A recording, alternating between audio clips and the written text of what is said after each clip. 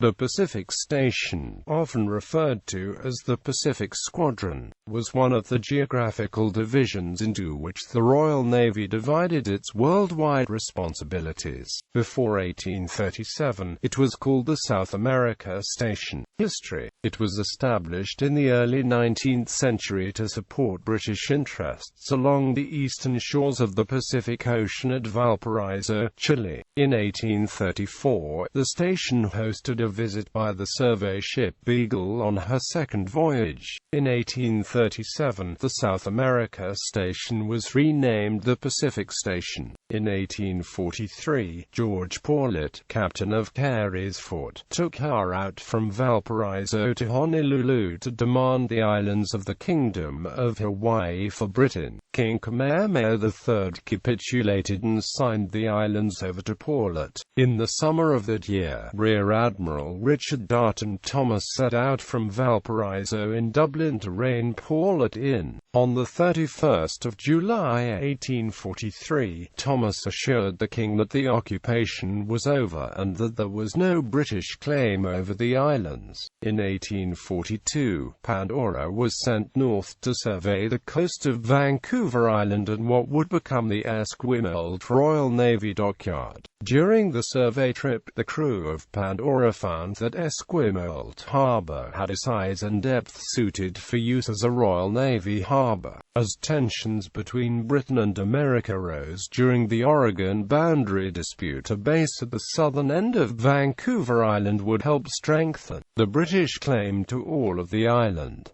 The Oregon Treaty of 1846 ceded control over all of the island to Britain. In 1848, Constance was sent to Esquimalt and was the first vessel to be stationed there. In the summer of 1854, several ships, including President P.K. Trincomalee, Amphitrite, and Virago, set out from Valparaiso and sailed across the Pacific Ocean, stopping at the Marquesas Islands. Then they went on to Honolulu, where they met a French fleet of warships. In late August, the combined fleet sailed to Russia to engage in the siege of Petropavlovsk, at which Commander-in-Chief David Price died. Captain Frederick William Erskine Nicholson of PK was brevetted and took command of the British naval forces from the 31st of August 1854 until the arrival of the next Commander-in-Chief. In 1855, 3 Crimean huts were built at Esquimalt to serve as a hospital intended to receive wounded from the Crimean War. The huts were the first shore establishment at Esquimalt. The presence of forests full of straight-grained conifers such as the Coast Douglas fir at Vancouver Island could provide shipbuilding material suitable for spar making in the Age of Sail. The later discovery of coal on the island and at Vancouver's coal harbour meant that the area could also serve as a useful resource in the Age of Steam as well. Rear Admiral Robert Lambert Baines, aware of the political importance of maintaining British sovereignty amidst the San Juan boundary dispute and the British Columbia gold rushes, recommended to the Admiralty a move of the station headquarters from Valparaiso to Esquimalt in November 1859. By 1865, Esquimalt was recognized as the base headquarters of the Pacific Station. The move from Valparaiso to Esquimalt helped the Pacific Station avoid involvement in the Chincha Islands War between Spain, Chile, and Peru. Rear Admiral de Horsey ordered Shah, commanded by Frederick Bedford, against the Nicolas de Pierre-led Huascar in the Battle of Pacacha on 29 May 1877. In that battle, Shah fired 2 Whitehead torpedoes at Huascar, but they missed their mark and Huascar got away. A graving dock large enough to accommodate the largest ships in the Pacific Fleet was commissioned at Esquimalt in 1887.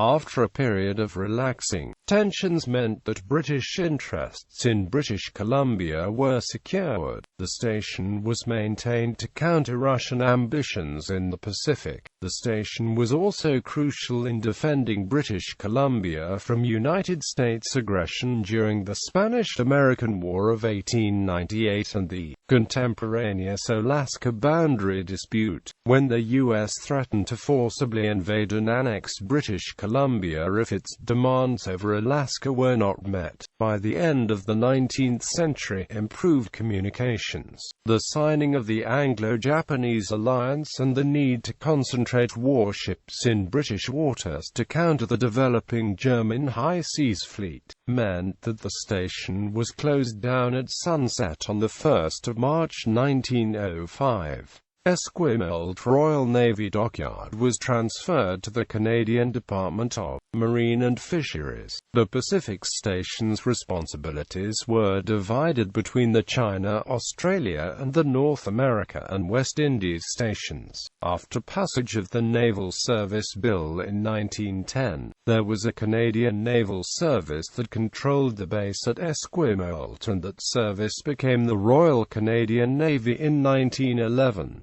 In the 1960s, the amalgamation of defense services in Canada led to its reconstitution as Canadian Forces Base Esquimalt. Commanders. Most commanders-in-chief of the station held the rank of Rear Admiral, with the exceptions of Hammond and Hastings, who were each promoted to Vice Admiral before being reassigned to other duties, and Goodrich, who was a Commodore. Legacy. The largest remnant of the Pacific Station is the CFB Esquimalt Naval Base in Western Canada. Many geographical features of Vancouver Island and British Columbia are named after captains, commanders, and ships assigned to the Pacific Station. The Arco Britannico Triumphal Arch in Valparaiso was constructed to commemorate the British presence in the city, including several naval commanders. Thomas Square in Honolulu is named after Admiral Richard Darton Thomas.